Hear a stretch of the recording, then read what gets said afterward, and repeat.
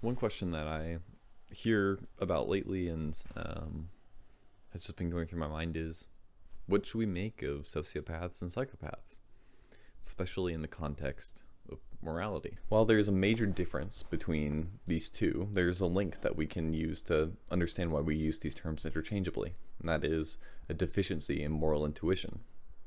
On the one hand, psychopaths seem to be born without this moral intuition, while sociopaths seem to be raised in an environment that suppresses this moral intuition. Some people seem to assume that as sociopaths and psychopaths exist, moral intuitions shouldn't be trusted and may not be an accurate pointer to objective morality. However, this is the complete wrong way to understand the evidence as it pertains to this topic. Let's look at the presence of color. There are some among us who are incapable of telling the difference between particular hues, and for some, their color blindness is at a point where they can't see anything except shades of gray. Does this cause me to doubt the presence of color in the universe? By no means. The very presence of this blindness makes it even more clear that color exists. In the same way, this discussion about disagreeing about morality being an evidence for morality not existing seems to miss the whole point that by disagreeing on something, you're both agreeing that it exists. But we're going to move on from here. If we carry the metaphor of colorblindness further, we can see various people who are more or less capable of distinguishing between colors. Some are fully colorblind, whereas some are red-green colorblind. However, we can also see people who do not possess any type of colorblindness, but their culture does not distinguish between particular colors. Some don't make a distinction between blue and green, for example, and have a singular word to describe both. This seems surprisingly common. There's a whole Wikipedia page listing different cultures and how they deal with this green-blue distinction. This may be a good way of understanding moral intuition. Sociopathy and psychopathy stick out as their extreme examples, but we also see examples in history of people with their culture's approval doing horrible things. One example of this is, I've been reading letters from this guy, Seneca, as he writes to one of his friends about the horrible practices inside the gladiatorial arenas. And this is what he wrote.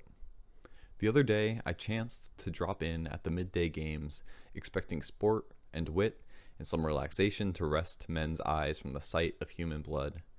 Just the opposite was the case. Any fighting before that was as nothing. All trifles were now put aside. It was plain butchery. The men had nothing with which to protect themselves, for their whole bodies were open to the thrust, and every thrust told.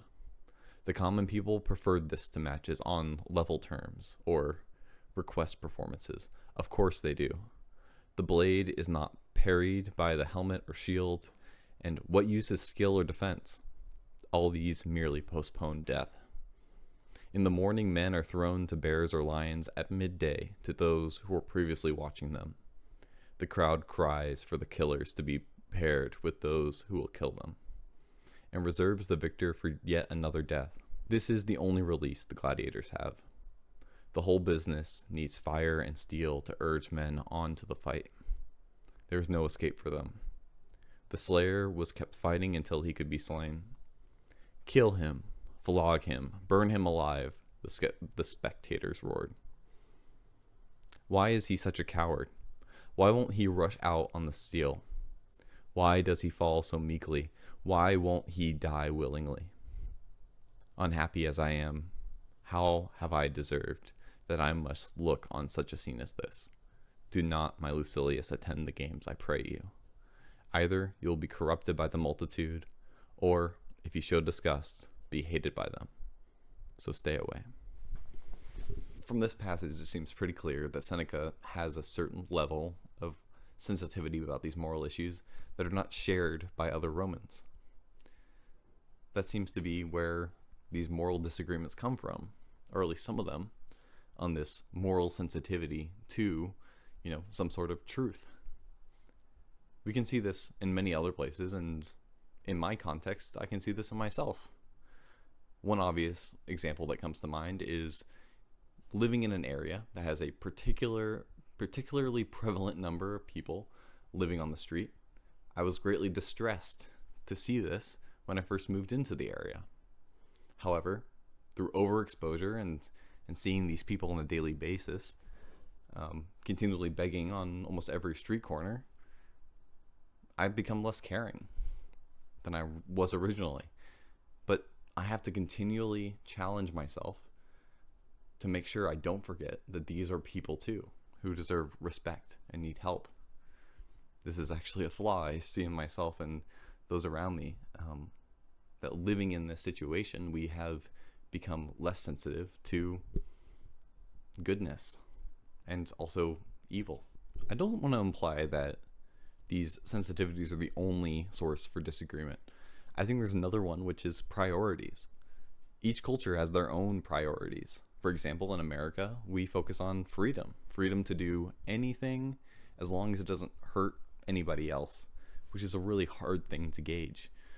This is very different from other cultures, like Japan, for instance, that cracks down on drug use that might be considered, benign in America. In Japan, it's cracked down heavily upon. The Philippines also, for example. These are different priorities. And it's hard to kind of say which one's right. I think you can make an argument, though, that objective morality is a greater principle that will kind of align the other ones under it.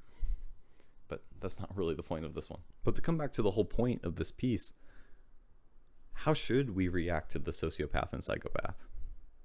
It may be controversial to say, but I think these are the very people we should have the most understanding for. Just as you or me can be blinded by our birth, culture, or upbringing, the sociopath and psychopath have the worst of these conditions. There are many that talk about the people who find themselves in these categories as if they are evil people, or default nihilists. But it's not true. Just because someone happens to be colorblind, it does not mean that they will dress in colors that won't match. It doesn't mean that they won't believe in colors. What it does mean is that they will need help. It will need to be a conscious choice to do the right thing, or in the case of the colorblind person, to try to make colors work in a world where you can't see them. However, this is why I admire the good, quote-unquote, psychopaths the most. While they have no built-in way to tell good from evil, they continue to choose to trust those around them, and despite all the barriers in front of them, they still choose to do the right thing. I honestly think that psychopaths in particular have the potential to be some of the most important voices in discussions around morality, as they don't have the emotions that cloud their moral decisions. They have an outside view of the arguments and can provide insight that no one else has access to. All of this comes back to all this stuff I've been saying about nihilism. I'm not saying about psychopaths. I have great respect for psychopaths and sociopaths. They are experiencing a condition that they have, and they can't help it. It's their experience of the world.